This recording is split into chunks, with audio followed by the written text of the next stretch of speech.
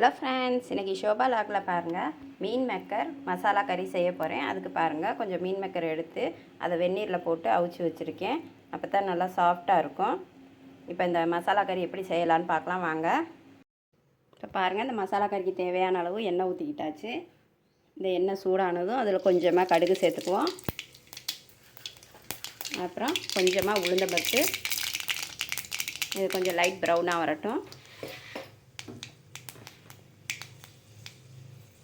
அதுக்கப்புறமா கொஞ்சமாக வெங்காயம் கட் பண்ணி வச்சுருக்கேன், பொடியாக கட் பண்ணி வச்சுருக்கேன். அந்த வெங்காயத்தை சேர்த்துக்குவோம்.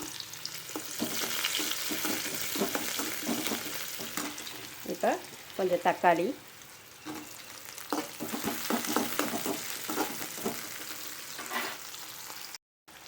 இப்போ கொஞ்சமாக கருவேப்பிலை சேர்த்துக்குவோம்.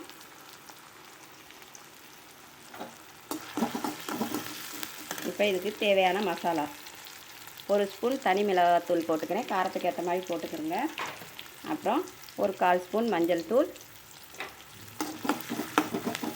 இதை கொஞ்சம் ஆயிலில் நல்லா ஃப்ரை பண்ணி விடுங்க.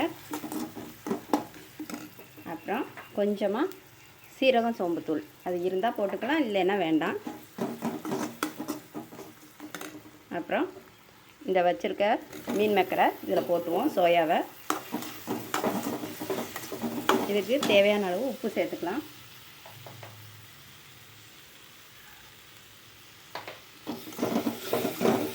இதை கொஞ்சம் தண்ணி விடாமல் இதிலே நல்லா ஒரு 5 நிமிஷம் நல்லா ஃப்ரை பண்ணி விடுவோம். இந்த சோயாவில் இருக்க தண்ணியே போதும், நம்ம எக்ஸ்ட்ரா தண்ணியெல்லாம் ஊற்ற வேண்டாம். இதை அப்படியே ஒரு 5 நிமிஷம் நல்லா ஃப்ரை பண்ணி எடுத்தோம்னா நல்லா சூப்பரான மீன் மேக்கர் மசாலா கறி ரெடி ஆயிருங்க. இதை சோயாவும் சொல்லலாம். இப்போ பாருங்கள், நல்லா ஃப்ரை ஆயிடுச்சு. நல்லா சூப்பரான சோயா மசாலா கறி ரெடி ஆயிடுச்சு. ரொம்ப சிம்பிளாக ஈஸியாக பண்ணிடலாங்க. அதை ஸ்டவ் ஆஃப் பண்ணிவிட்டு இறக்கிடுவோம். சோயா மசாலா கறி ரெடி ஆகிடுச்சு பாருங்கள். நல்லா பார்க்கவே நல்லா சூப்பராக இருக்கா, சாப்பிட்றதுக்கும் நல்லா சூப்பரான டேஸ்ட்டாக இருக்குங்க. இது பேச்சுலர்ஸ்லாம் செஞ்சு சாப்பிட்றதுக்கு ஈஸியாக இருக்கும். ரொம்ப ஒரு 5 நிமிஷத்தில் செய்யக்கூடிய ஒரு டிஷ்ஷுங்க அது. தயிர் சாதம், சாம்பார் சாதம், ரசம் சாதம் எல்லாத்துக்குமே இந்த சைட் டிஷ் நல்லா சூப்பராக இருக்கும்.